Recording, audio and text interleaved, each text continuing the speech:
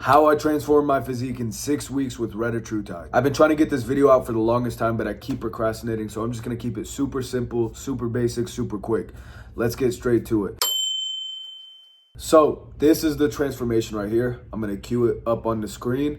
So this literally only took me 6 weeks, believe it or not. Okay, I have all the proof in my camera roll. I have all the dates and everything like that, all right? Or you can go to my socials and you can see everything on there. All right, so starting off with training. So training is one of those things that really everybody has their own take on it. Everybody has their own secret formula, do this, do that. And to be honest, what I learned over the years is the training that's gonna be best is the training that you're, number one, gonna be able to stick to and stay consistent with, right? So you have to have fun with it. You have to enjoy it. And you have to truly love lifting the weights in the way that you like to do it as optimally as you can.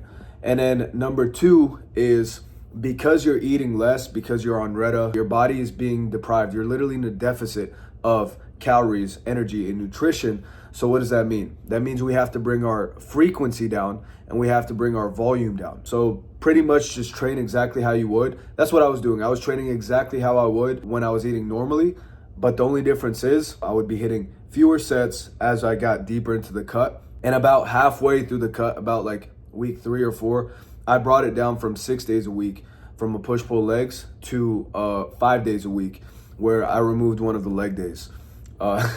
So that's pretty much gonna be it for training. Oh, another big pointer for training is make sure that your strength doesn't go down, because that's the best sign that you're holding on to muscle and you're losing fat instead of muscle. If you're like halfway through your cut or you're like almost done with your cut and your strength is pretty much almost the same, then you did an amazing job and you pretty much retained all of most if not all of your muscle. So that's pretty much going to be it for training. You just want to lower the frequency and the volume down, but you want to keep the intensity high and you want to make sure you're holding on to your strength.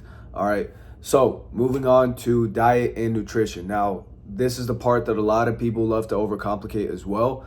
It's really not that complicated. All right, everybody knows you have to be in a calorie deficit.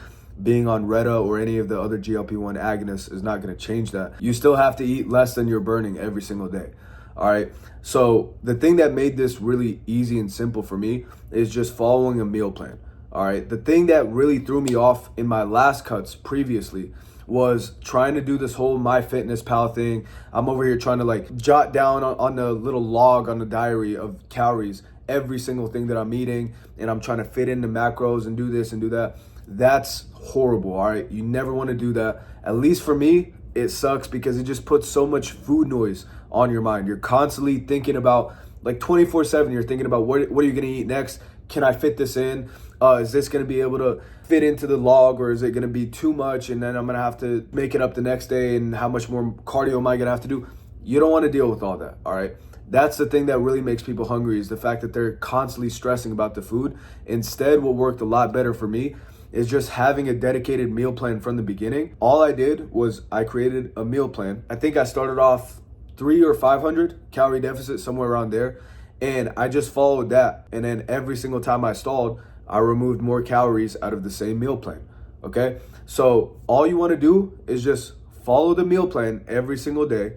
Because you're on Reta or any of the other GLPs, you're not gonna be dying to have all types of different foods and meals and pizza and all this stuff. And then even when you sneak some food in, it's not like you start binging and you open up the floodgates. You might get a little, like I might eat some pistachios on the side or something here and there when I mess up, but it wasn't that big of a deal. Also, refeed meals. This is a big thing that people miss or that they just don't do at all. A lot of people call it a cheat meal, but basically as you're cutting, you don't want to just cut, constantly be in a calorie deficit and be in a deficit of carbs as well, because that's going to slow your metabolism down and that's going to bring down your glycogen stores in your muscles. It's going to make you flat. You're not going to be able to be as strong or lift as heavy. You're not going to get as good of a pump in the gym. All of these things are not going to allow you to retain as much muscle versus if you just had a refeed meal depending on how deep you are into the cut, maybe every 2 weeks, maybe every week.